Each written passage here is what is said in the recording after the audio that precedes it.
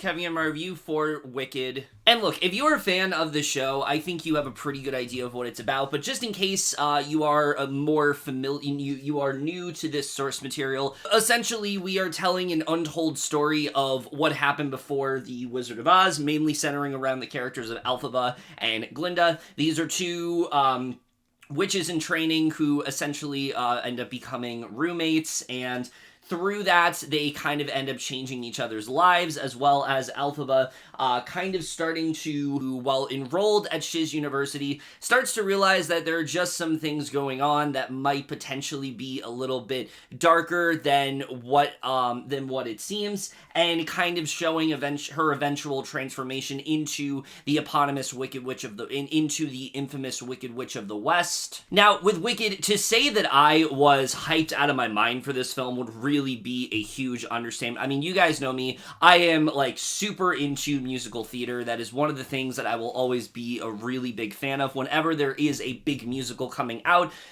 towards the end of the year. Typically, it ends up being my most anticipated of the entire year, and that was absolutely the case when it came to Wicked, but Wicked is in a different category that a lot of these films have not been in, because unlike a lot of these musical films, this is an adaptation that I have been rooting for a long time now. I mean, they have had the idea of a Wicked movie has been in development literally since, I believe, like 2007, 2008, literally goes back that early. And there's been so many different variations of it, different directors coming in and it not really working out. Stephen Daldry was attached for like a long time. The guy who did like Billy Elliot and things like that, he was the director for a long time for this movie, and it seemed like that was going to be the case. The film was looking to have like a 2019 release date, and then for some reason Universal thought Cats was going to be a better sell for them, and they decided to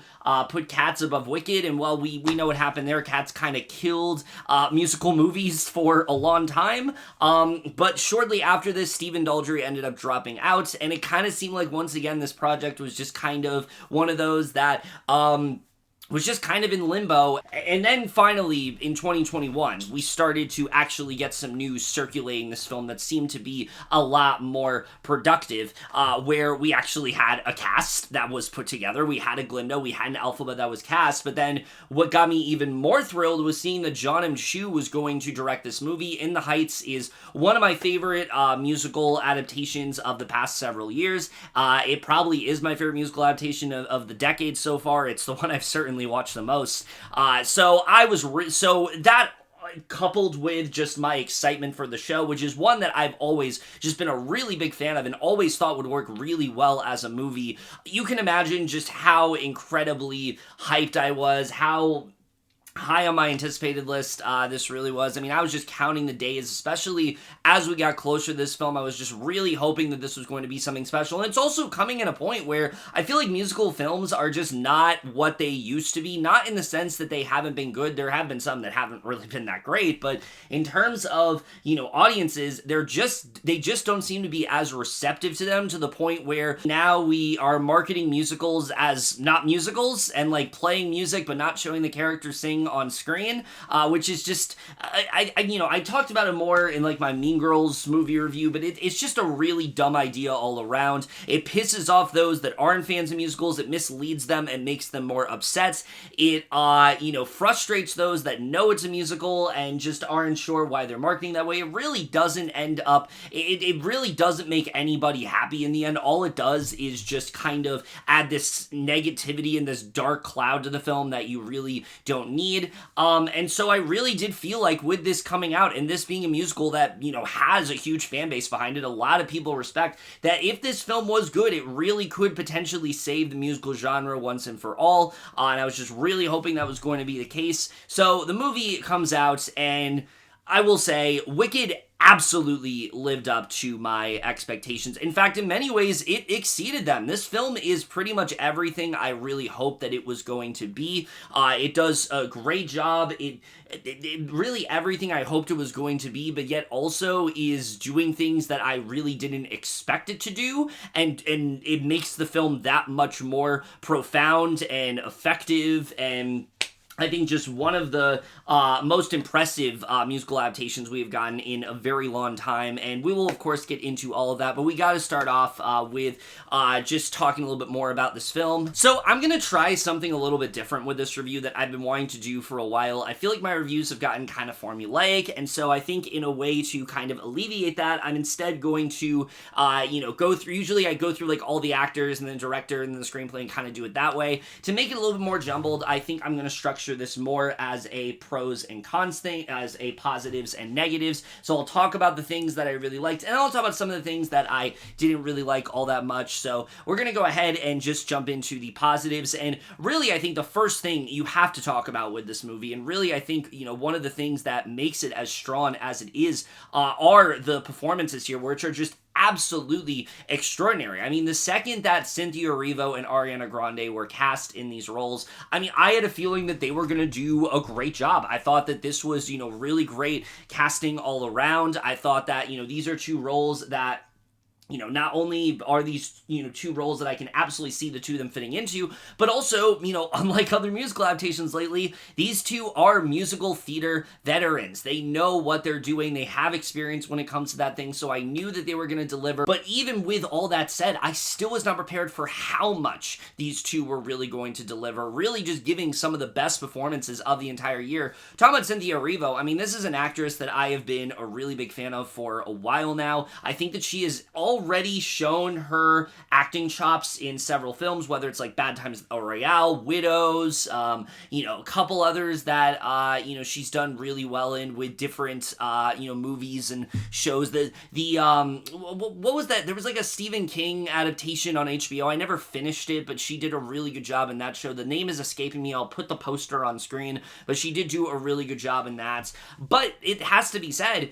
despite the fact that she is a very talented actress, she hasn't really gotten a chance to show her range in terms of vocal talent, in terms of where she really got her start, which is in musical theater. And as a result, she finally gets to do that here. And I think as a result, this is easily one of her best performances to date. What I really love about Erivo in this movie, and this applies to Ariana Grande as well, which we'll get into, is that she's taking the character of Elphaba and really adding her own spin to it. Elphaba usually is someone who, yes, is, ridiculed for the fact that she has this green skin and, she's feeling this deep insecurity, but she never really shows it. She tries to have this confidence to her, and as a result, she comes across as a little bit more abrasive in that way, and Erivo approaches it completely differently, playing this far more vulnerable Elphaba that is much more affected by the ridicule that she constantly has gotten and the vitriol she has gotten throughout the years, and it makes for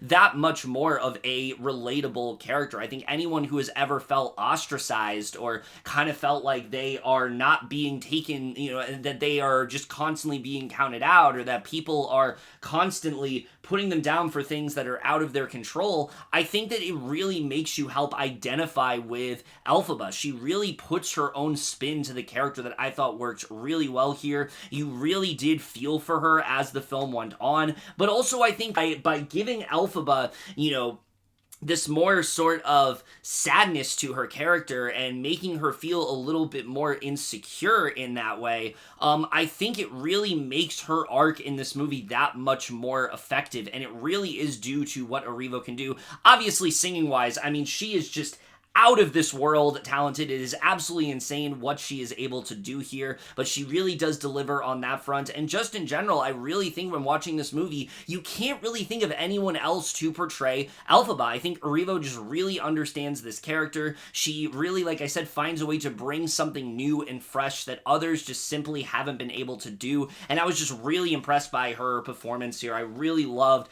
what she was able to do, just really, again, diving into all the different emotions that Elphaba is feeling, how she really just wants to be accepted, seeing the effect that everything has on her. I thought she just did such an incredible job in this entire film, and it's by far one of her best performances to date. And just moving forward, I think that watching this movie, I already expect her to give a really great performance, but just that much more curious to see what she is going to do in the second film, because I think that she just more than showcased why she is absolutely the right choice for this role. But Ariana Grande is really, I think, the big standout of this entire movie, which is really the most surprising thing here. I thought for sure I would come on here and say that Cynthia Erivo steals this entire film, and look, she, like I said, has some incredible moments, but I think the reason Ariana Grande's performance stands out that much more is because it's unexpected. You go into this film, and despite the fact that, like, I never really doubted Ariana Grande's, acting talents. I always knew that she was very talented, especially in terms of comedy, and my God, does she deliver on that front. I mean, she just has such a natural sense of comedic timing that just never really lets up. I mean, there's so much she does with this role and does such a great job with. But I think even with that, I did not expect her to give the layered and authentic performance that she really does give here. You can tell that Grande is someone who is just such a huge fan of this character, but not only that, understands this character in a way that others just simply couldn't. She's often said that, like, this is the role that she's always wanted her entire career, and you can really see that here. I mean, she just pours her heart and soul into this character. Her just excitement is just infectious throughout this entire movie, but also the way that she portrays Glinda, I think, is different than how others would have gone about it. She understands so much of what this character is dealing with. There's a lot internally that she is going through, and a lesser actress, it could come off as kind of shallow. Glinda could come off as just kind of shallow, kind of one note, kind of just stuck up, but what I think Grande understands very well is that Glinda is very complicated in that way. There's so many layers to her character, and beautifully shown just in the first few moments of this movie. The second this film started, I'm not going to say exactly what the opening number is, but it requires a lot of emotions, and Grande did something that I just did not think that she was capable of doing. She elicited these emotions very subtly in a way that I just didn't think that she could. I never really saw her as an actress that is able to deliver subtlety, because up to this point, all I have seen her done are these really, like, over-the-top roles, but this film really shows that, like, she has a serious future as an actress, and I don't know if she plans to, book any other roles after this, but, like, my God, I hope she does, because it's one of those roles where, like, she just finds a way to unlock something in her that I did not know she was capable of, and she really just ends up going for it here and giving, I think, one of the most impressive performances of the entire year. Again, just really understanding this character in a whole new light, both balancing the really wacky and comedic and over-the-top side of this character, but also with this more emotional and sort of, I would say complexity of Glinda. I think she just does such an incredible job with, and I was so impressed by what she ended up doing with her character here. And the chemistry between these two is truly just some of the best I think you will see in anything this year. It is so hard. It is impossible to not latch onto them as friends, as you really just see them start to understand each other. At first, there's kind of this resentment, but it really does grow into something beautiful, and you really do see that throughout this entire film. I think the two of them just work so incredibly well together. You can see they form this genuine friendship. You've seen it in interviews, you've seen it through, multiple promotional things, but it really is shown throughout this film. You really do feel this connection that they have grown throughout this entire thing,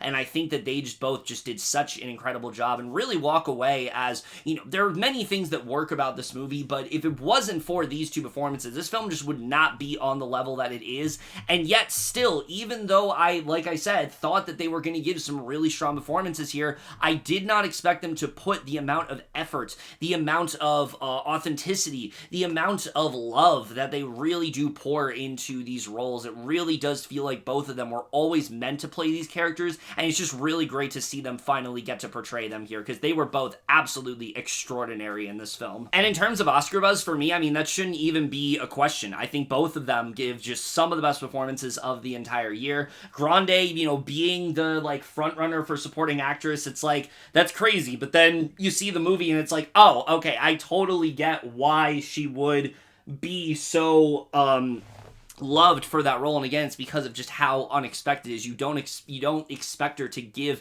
the level of emotion that she really pours into this role, but she just does such an incredible job here, and I was so impressed by both of their performances in this film. So those two performances end up working out very well. We'll talk about the other performances in a little bit, but I want to transition a bit to John M. Chu's directing, because like I said, that was the other thing that I was just really excited to see in this film. I thought In the Heights, he did such a great job of finding a way to lean into that story, that world. You could see the passion that he really had for that show, but also adding this cinematic feel to it that you just simply couldn't get. So it felt so much more lived in. There was, the themes and the community, everything just felt so much more well dived into. And what he does really well with Wicked, I think, is just really continue to show how he is a very good director when it comes to movie musicals. He knows exactly how to, elicit the type of emotions that he needs to out of you,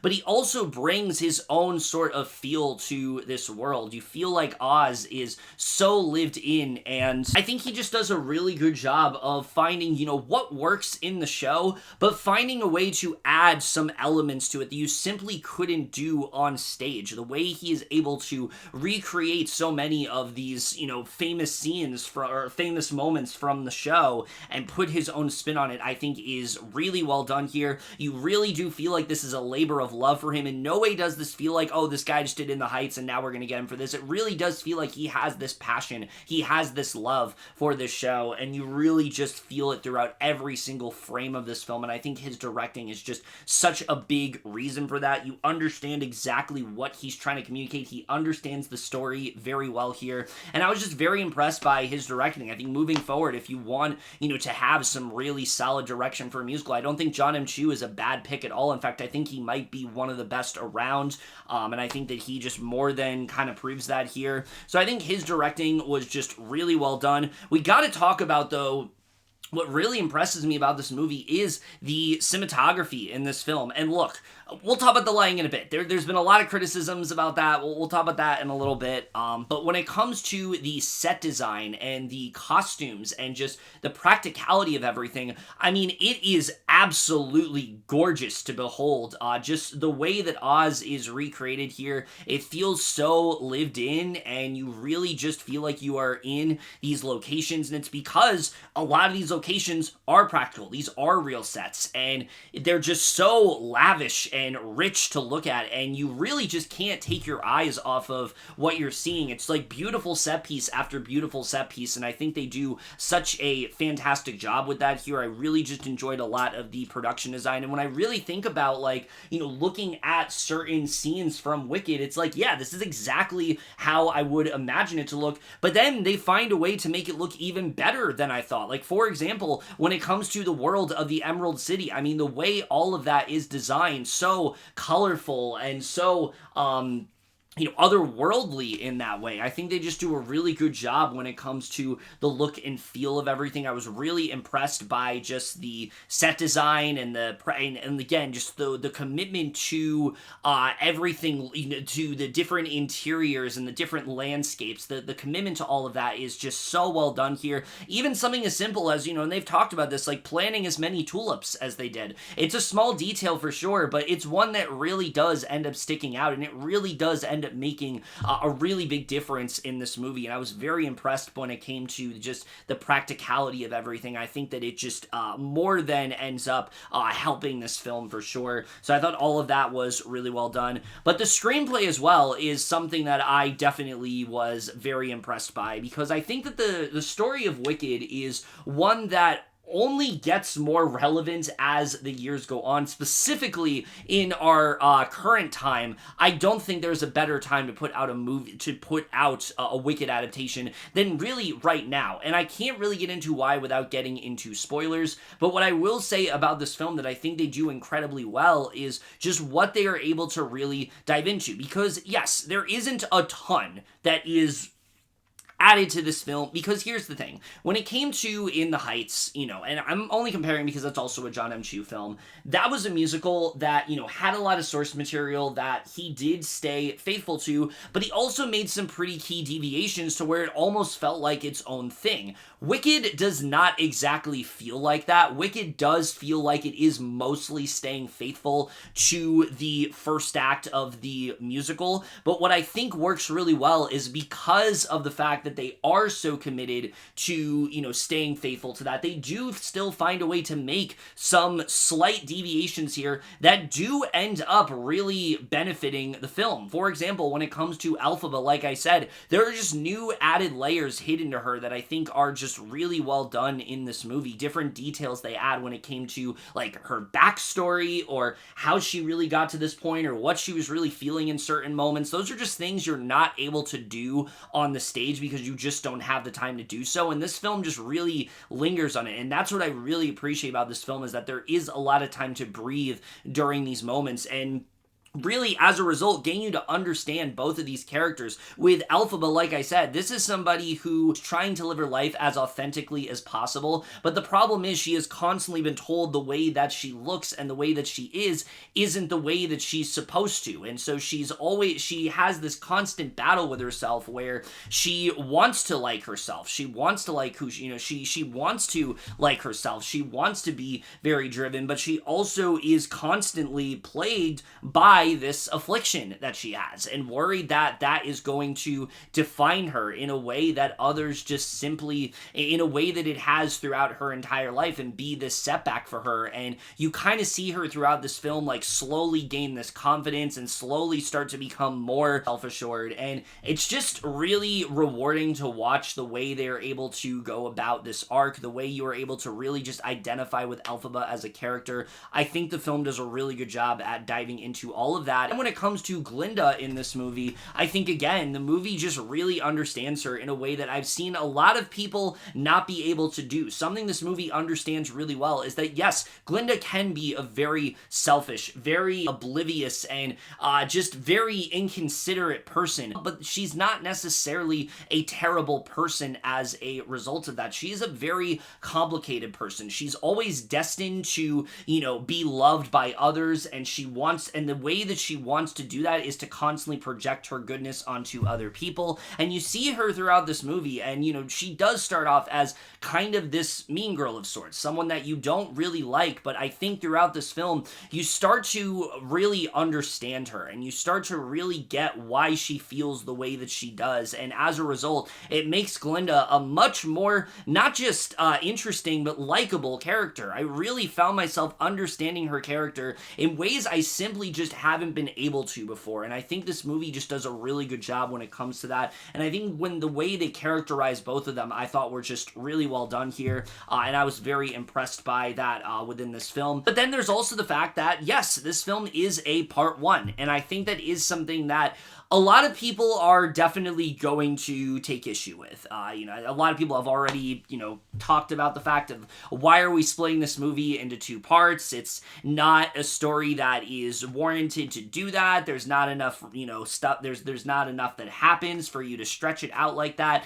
And I was always of the mindset that I thought that this was actually a pretty good choice because they are able to flesh out elements that they simply weren't able to in the show. And I have also seen countless musicals that feel very rushed, that skip over some very key events. And what I love about Wicked is that they really just take the time to dive into everything. There is so much breathing room in this movie, and it really does end up paying off in a pretty big way. And here's the thing, even though this is a part one, I do actually think this movie stands out very well as its own film. Like I already said, Elphaba and Glinda both have arcs in this movie that conclude by the end of this film. And yes, obviously, there is still a lot more room to grow with those characters in part two, but it does feel like they start the movie in a certain place and they end the movie in a certain place. It doesn't feel like there is all this, unresolved arcs that just, it doesn't feel like there are all these moments of, character moments that don't feel paid off by the end of this movie. They do at least feel like we have gotten these characters from point A to point B, and I think they do a really good job with that. But the way they're also able to tell this story throughout all these different things that are happening, whether it be shiz and the way it's operated and what the goal really is here, what these two are really seeking. I think the movie does a really good job when it comes to that. The way we center on the friendship between Elphaba and Glinda and how they really start to kind of understand each other in a way that others can't. I think that's something the movie dives really well into. When it comes to this subplot in the film involving these animals and them constantly facing this abuse of sorts and this, conspiracy of sorts that's going on, and how that really ties into the greater narrative, I think is very well done here. I think what this film has to say politically, all those themes, like I said, they've never been more relevant than they really have up till this moment, and the film really just does a great job of showing you why. I do think at the end of the day, Wicked is very much a timeless story, and I think that the way the themes are communicated in this film in particular really make a great case as to why that is. When it comes to the side characters in this movie as well, Fiyero is a character who doesn't have a ton to do in this film, but whenever he is there, it still feels like there is an arc of sorts. So there's so many things that, yes, they have to set up in this movie, but it doesn't just feel like pure setup. It actually does feel like, okay, we have at least gotten to a point where if this was its own movie, I do think I would be somewhat satisfied. Obviously, yes, there is a lot more room to grow. There is a lot more you can do moving forward, but I think this film does enough to stand out on its own, and it honestly ends up being one of the better part ones that I have seen in a while. I've seen so many part ones that feel like, no, you don't really need this, whereas this one does a really good job, I think, of, knowing what to... Whereas this one, I think, does do a really good job of knowing exactly what to include and also knowing what not to include. And I think that was something that was really well done here. So overall, I just really enjoyed the screenplay. I really like the way it dived deep into all these different characters and really just all the different things that were going on. And again, giving you just enough to get you excited for part two, but also feeling satisfied enough to where you're not annoyed when that to be continued comes up at the end of this movie. I thought they did a really good job with that. I also guess while I'm talking about, how well I think this functions as a part one, I also want to talk about the choice to make this movie as long as it is, because yes, like you, when I saw that this first part was going to be nearly 3 hours long, I was like, that's insane. There's no way they're going to have enough, even though, like I said, I was hyped for this movie. I still was thinking there's no possible way that this isn't going to be somewhat messy and that they aren't going to make this feel overly convoluted with all these different storylines. But again, I think what works really well is that breathing room in between. They just do a really good job of being able to flesh out everything. Nothing feels like it is underdeveloped. There are a couple things that maybe they could have dived a bit deeper into, which I'll get into. But for the most part, everything just feels really well developed here. It feels like we're given a lot more time to dive into, like, say, the relation between Glinda and Elphaba. We're given more time to see Elphaba and why she cares so much about this animal conspiracy that's going on. We're given a lot more time to understand the nuances of Fiyero as a character and, the direction that he ends up going. We're given a lot more time to see Elphaba, and her desire to meet the wizard and how that all goes down in Emerald City. We're just given a lot more time to see everything. And I think that really does end up helping the film overall. But the best example of it, I think, when it comes to the breathing room that is given is absolutely within the sequence of Dancing Through Life, which is one of the longest within the entire film. I think it's like a 20-minute sequence on its own, and that does seem pretty lengthy. But when we're given the time, but there is a moment in that sequence that involves characters and a dance of sorts that goes down, and by no exaggeration, it is one of the most moving things I have seen in any film this year. Just the way they were able to construct this and make it feel so intimate and quiet and, give you this sense of emotion, but also just this sense of tenderness was just so well handled in this scene. And it's easily, I think, besides defying gravity, the best scene in the entire movie. It is absolutely one of the biggest takeaways in this film, just the way that is all constructed. Again, because the fact that they really do linger on this sequence, it makes it feel that much more powerful. And look, this is a moment in the musical, but I can't really say this is a moment that has ever really stuck out to me as something that is just really beautiful to watch, other than, yeah, it's like a fun little sequence here. I mean, this feels like such an impactful moment of the movie, and I think why it works so well is, again, because of how well developed these two characters have been up to this point. This feels like this, you know, it feels like it's earned. Nothing in this movie feels like we haven't gotten to this point. At this moment, it just, everything feels so well earned, and it really is because of how well they end up telling this story. So I thought, again, in a film that does a really good job when it comes to just letting you kind of just see things breathe and getting to see these characters, you know, and getting to see a lot more development with these characters, I think that this might be the best example of them all. And one of the things that I think anybody watching this movie, despite if you like it or not, will absolutely take away from the sequence, the Ozdus in the Ozdus ballroom, is probably one of the best of the entire film. And it's definitely one of the scenes that I will not be forgetting, that I think many, when coming back to this film years later, will be one of the first to immediately think about. So when it comes to the other actors in this film, I think also everyone does do a really great job here. Jonathan Bailey is fantastic as Fiyero. Generally, I think he just gives the type of energy and the type of vibe that this character is really going for.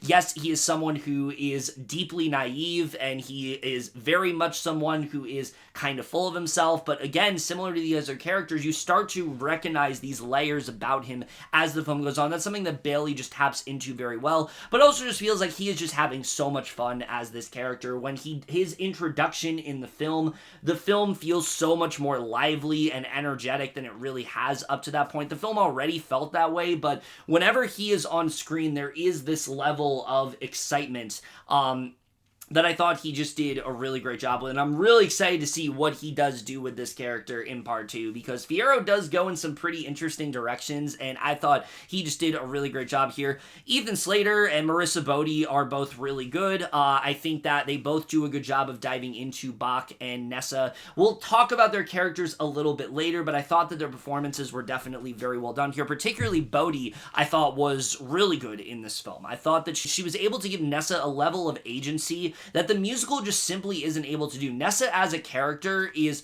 frequently seen as kind of ableist with the way that they decide to go about her. She's very dependent. She always needs somebody. And the film does do a good job at giving her a little bit more of her own, giving her just a little bit more of her own sort of control and her own role. And I think that was something I was definitely impressed by. They do make some pretty they do make some slight changes to her character that I think are only going to end up paying off in the end, and I was impressed by what they did there.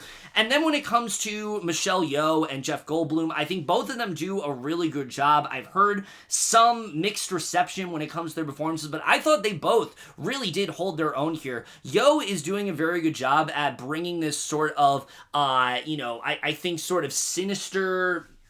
Yeoh is doing a very good job at playing a Madame Morrible that is a little bit more rougher around the edges than what we have come to know in other adaptations, and I thought that she just did a really good job here. You both find yourself latching on, you both find yourself intrigued by, latching onto her character and really liking the mentorship she forms with Elphaba, but you're also always, intrigued by her. There's a lot of mysticism surrounding this character, and I think that she does a really great job at tapping into that, particularly the third act of this movie. She really did impress me with the direction her character ends up going in. And then Jeff Goldblum, yeah, he kind of is just doing Jeff Goldblum here, but I think it really does work. The level of the sort of, quirky and sort of sardonic nature that he brings to the wizard here, I think he does do a really good job with. It's important to remember that the wizard is very much a fraud. This is not a guy that is sincere with what he's doing, and Goldblum really does understand that, and I really enjoyed the performance he ended up giving in this film as a result. I think that, yes, it is definitely different from what we have seen in other adaptations, but I really did feel him as the wizard here, someone someone who is kind of insincere, but always feels like he is kind of doing the right thing, but yet also is this con man of sorts. And so he's walking this very steep tightrope, but he does a really good job, I think, of diving into that. This is a character who you always know has more going on than he is letting on. You're kind of just waiting for it to happen, but I think the way that Goldblum goes about it, it is very believable to see that heel turn happen, to see why this character would end up deceiving people in the way that he does, and how he has become this false prophet of sorts. I think that, he just does a really great job at channeling that, and I'm very excited to see, what he's gonna do in part 2. He doesn't have a ton of screen time in this movie, but the stuff that he has is definitely very effective. He's basically in the last hour and a half of this movie, and I think that he does do a really good job for what he has. So overall, all the performances here I thought were just really well done. Even Bowen Yang is a really big standout. He's very funny when he's here. There's not a ton to say about him. He mainly is just Glinda's friend, as well as Bronwyn James. These two are really fun whenever they are on screen. They have a really fun dynamic that I really did enjoy quite a bit. The movie is also just very funny. I was laughing pretty hysterically throughout this movie. A lot of that is due to Grande's comedic timing, but also Yang and James's comedic timing I don't think has gotten enough recognition. These two are very good at what they do. They have some of the funniest moments throughout the entire movie, and I thought that they both were just a lot of fun here. So the entire cast I thought just did a really good job. So again, there's just a lot of things that work really well about this movie. When it comes to the musical perspective, though, that's really what we got to get into, since this, of course, this is a musical. This film more than delivers on that front. I mean, every time there is a musical number that comes up, they just go all out in the way they decide to, conceive of everything, the way they are bringing all these classic musical numbers to life. I think they just do such a phenomenal job with. There are so many sequences here that just had me so blown away by the way that they were put together. Everything feels so elaborate and just everything feels as elaborate and, magical as you're really expecting it to. From the moment No One Mourns the Wicked started, I mean, I was just... And look, yes, because of the fact that, I think because of the fact that, Wicked is such a well-known show, there is definitely a little bit of skepticism there, but for me, the second I heard the overture in No One Mourns the Wicked and just seeing how that all ended up playing out, I mean, I was pretty much just completely locked in from there, and every musical number following that just really impressed me, whether it be the way they decide to construct One Short Day, with a whole new section that I think a lot of people are going to be very excited about. If you've already seen the movie, you know what I'm talking about, but I think that's definitely going to be part of the movie that a lot of people are excited about for sure. Whether it be the very fun and lively choreography they bring to What Is This Feeling, which has become this TikTok trend of sorts, and I think that's one that a lot of people are going to resonate with. But then, the big set piece, the way they decide to go about, whether it be Dancing Through Life, which is this just incredibly fun number that is almost entirely, the first half of which is entirely set in a library with all these books flying everywhere and these rotating bookshelves. I mean, just really creatively done the way they decided to put that together. You can really see they put a lot of thought and effort into how can we construct these musical numbers in a way that fans of the show are really going to be excited about, but also bring something new that we weren't able to do on stage. They really do that very well here, and I was very impressed by just the way all the musical numbers were put together. But of course, the big one that we gotta talk about, Defying Gravity, the way that is all put together, I truly could not be any more blown away by in the way that I was here. I mean, look, that is already one of the most powerful numbers in any musical. It's the kind of song that just... It doesn't take a lot to just leave you absolutely just speechless and in awe of what you are hearing. The amazing vocals, the journey that it really takes you on. I mean, it is just such an incredible song all around.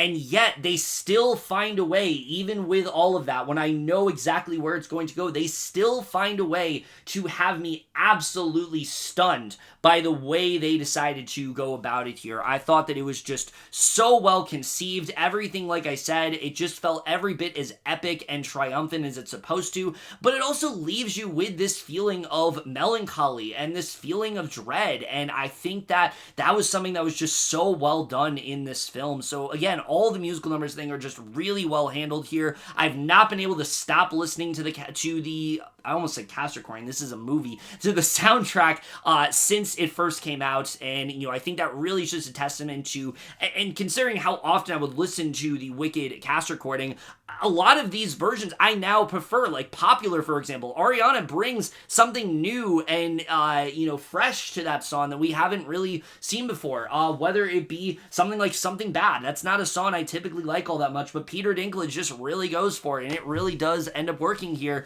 They really just find a way to bring something exciting and different to each of these very well-known musical numbers, and I was just very impressed by the way all of that was put together, and especially the way everything concludes. I already talked about Defying Gravity as a sequence and just how incredible it is, but the way they are able to end this film off in a actually pretty satisfying manner and kind of give you a sense of where each character is going to be up to, following this, I thought was just really well handled. And I've heard some people say they felt that it was a bit over bloated, but I really do feel like with the way they went about this film, it was kind of required to end the film on that note. I don't think if you did Defying Gravity as is, I don't think it would feel like an ending. So what they do is they restructure it a bit to actually make it feel like an ending, and I think as a result it really does end up working, and I was just very impressed by the way they ended up structuring all of that. So like I said, editing wise, I mean, honestly, despite the fact this film is nearly 3 hours long, I've seen this movie 3 times, and none of those times did I ever feel the length of this movie. Every scene just felt like it breezed by, and when it ended, I always was just, I found myself so shocked that the movie was already over, and I think that it's just a testament to how well paced this film really is, and how, despite the fact that, like I said, there's a lot of breathing room, they really do a good job of making everything, of keeping things interesting, but also finding a way to make the film feel like it had to make the film feel functional at such a very long length. John Powell's score also, I think, is just not getting enough credit here. Yes, obviously, the songs in this film are what you remember, but his score, I think, just does a really great job at representing the wonder and especially the epic feel this film is trying to go for, particularly when it came to the introduction to Shiz University. That is a piece of music I've been listening to constantly since the movie came out. It just kind of gave you like this old school movie making feel to it, and I just really loved every second of it. I thought he just did a really great job at representing the very sort of epic and grandiose feel that this movie is going for, and it really just makes you feel like you're watching something special, you're watching something otherworldly, and I think, when you have the right composer that's able to do that, I think that definitely is worth crediting. So I just want to go ahead and, give him his credit where credit is due, because I don't feel like he has gotten enough recognition as he really does deserve. With that said, as much as I continue to praise this film, and look, there's just so much that I absolutely adore about this film, I gotta go ahead and talk about just some of the negatives here, which this one is actually not a negative, but I had to bring up in this section because I'm sure you're expecting it to come up. With this movie, the fact that I think it's become this, huge juggernaut of sorts. It's, it's making all this money and things like that at the box office, and it's one of the biggest films of the entire year. There has been a lot of, shall we say, discourse surrounding the lighting in this movie. A lot of people think it looks too dark, and it's just kind of dim, and it's not as bright and colorful as it should be. And this is what I will say, is that there is one moment in Dancing Through Life where, yes, it does seem a bit overexposed. It does definitely seem like there is a little bit too much lighting going on that's not on the characters, and as a result, they kind of do look like silhouettes. But if I'm really being honest, when I look at the movie, is there any moments in this film involving the lighting that that just took me out of the movie and made it so I couldn't enjoy it as much anymore, or was something that was just so jarring to me I couldn't find a way to, engage myself in the film. No, I can't really say that. I can't really sit here and honestly say that this ended up bothering me, so therefore, it's just not really an issue. I recognize that many others are going to feel different, and, many have been very vocal about it and talked about why they don't think it looks right, but I don't know. I think I was just so invested in what was going on, how much I was enjoying these characters, how well constructed these sequences were, that I just wasn't really bothered by the lighting. And again, there's going to be people who feel otherwise, but just for me, I just can't sit here and say when it comes to this film and I talk about issues that it really did end up hindering the film for me. So therefore, while for many it really is like the main thing that hurts this movie, I really didn't have too much of an issue with it. So again, you may hear, there's plenty of videos out there where people have talked ad nauseum about the lighting, and I'm not saying that like there's anything wrong with that. I think that I understand it for sure, but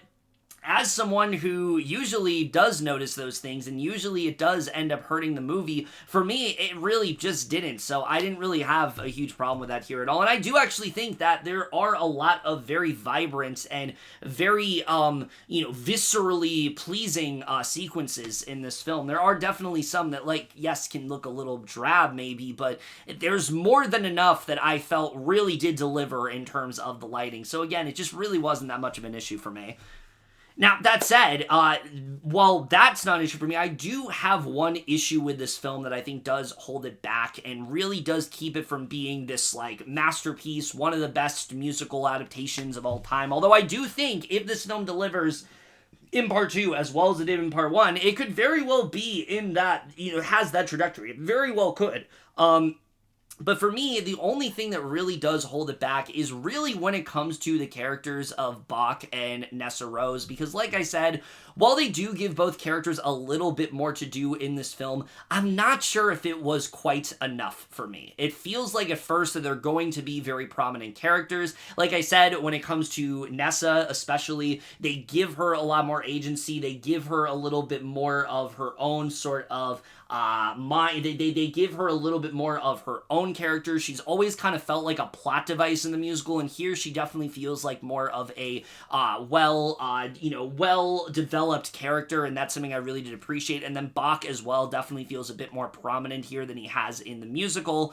But there's a point of the movie where it feels like they're going to dive a bit deeper into them, and then they just don't really do that. It mainly is confined to the background. There's a little bit more you're given, but it just wasn't enough for me, especially when it comes to the sisterly dynamic between Elphaba and Nessa. I just needed a few more scenes between them. I understand that this is supposed to be like a very complicated dynamic, but I felt like the film could have just dived a little bit deeper into that, and I think it would have made the movie that much better overall. And what I'm hoping is that, though we didn't get enough with Nessa in part 1, I'm hoping that part 2, in which I'm not going to say what happens, but she does play a fairly bigger role into that, ends up making up for that in this film. Because I just felt as a character, in terms of her screen time, I just felt that was just a little bit lacking here. And it really is the only thing when watching this movie that I just felt we could have gotten just a little bit more from. Like I said, I appreciated the expansion, but I just wish they dived a little bit deeper into some of the nuances of her character and also some of the key relationships within her life that I think would have made this film that much better overall. But really, when it comes to this movie, I mean, it really is just a film that I just find myself really just impressed by. I mean, when it comes to Wicked, like I said, this is a musical adaptation that has been in development for years, and it's had so many different directors, it's gone through so many different iterations, and most of the time that would result in something that ends up being this disaster and feels like something that was just completely manipulated from what it was initially going to be. Doesn't feel anything like its original work, feels so separate, doesn't respect the source material, feels like it just doesn't work as a movie. But yet, I think that time that Wicked has had has only helped it to develop into something really special, something really profound that just really reminds us why it is one of the most resonative and powerful musicals out there. This film just does a really good job of telling the story to its fullest potential. You have two just absolutely just powerhouse performances from Cynthia Erivo and Ariana Grande, who deliver in ways that I just wasn't really expecting them to, even knowing that they were going to give great performances, give performances that I thought were just on a whole other level here. Grande in particular just really showed a different side of herself that I have not seen before, and I'm just really hoping that this can be the start of a very long and successful career for her, actress-wise, if that is the direction that she wants to go in. Some incredibly well put together musical numbers that are just so some incredibly stunning musical numbers that are just such a wonder to behold, with some really great with some very fluid choreography that is just impossible to really resist. A really strong screenplay that does a really good job of communicating its themes and ideas in a way that other adaptations simply couldn't. And even with the fact that this is a part one, which many have complained about, I think only really does help benefit the film and really just makes me very excited to see what part two is going to be. Because, look, I don't want to get too far into it, but Act 2 is not nearly as well received as Act 1 is most of the time, and so I think that there is a lot that they can really do moving forward to make that a better film, and I think, in my opinion, the decision to split this into two movies is really only going to help make Part 2 that much better of a movie overall. So yeah, overall, I mean, I'm just very impressed with what this film was able to do. I think if you're looking for a movie that is taking a popular musical and adapting it in a way that feels like, when you're looking at it, this is exactly what it would look like as a film, but also finds a way to dive deeper into certain aspects that you just weren't able to do, consisting of some incredible performances, some very catchy and just irresistible musical numbers, some beautiful production design, a fantastic score. I really think you couldn't look any further when it comes to Wicked. And while we have seen many successful musical adaptations over the past couple years, we have not seen this level of passion, this level of energy, this level of care put into one in quite a bit, and Wicked really just encapsulates all of that so incredibly well. It delivers in ways that I think many thought that it wouldn't, but I think many of us wish that it could, myself included, and really just ends up standing out as one of the best of its kind to come out in a very long time. Yes, it is only a part one, but it does more than enough to really showcase just how much it understands this story, but also bring its own sort of themes, its own sort of feel to it in a way that just makes me really excited to see how we are going to continue this moving forward. So overall,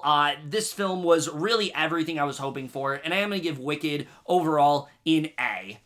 Really just can't recommend this film enough, guys. And look, here's the thing. I feel like if you were going to see it, you've already seen it by now, but it's just, I'm really just pleased to see how well this film has been doing box office-wise, the type of conversations it's been sparking, the sort of reigniting, the way it's sort of reignited everyone's love for musicals, but also kind of just remind everyone how great of a production that Wicked really is. It's just really great to see a musical adaptation that delivers in the way we were hoping to, but also sort of is like this communal experience for everyone that is really just impacting so many people in various ways, and I think that is really when you know you have such a great film on your hands. So, and it also being this like very serious Oscar contender, I mean, this is great to see. This is exactly what we have wanted to see for musical adaptations, and I really do hope with the success of Wicked, it is only going to help turn that reputation back around in a positive direction and just bode better for the future of movie musicals, because we have just gotten so many lately that just feel so lackluster, that feel like they don't want to deliver, but also have underperformed in a way where they've just kind of came and went. And I'm hoping with the success of this one and how much momentum it has, that it really has not lost since it has come out, I just really hope this film is able to reignite the love of musical theater for everyone involved. But over, guys, to my review of Wicked. Let me know if you guys saw this and we were all left your thoughts on it.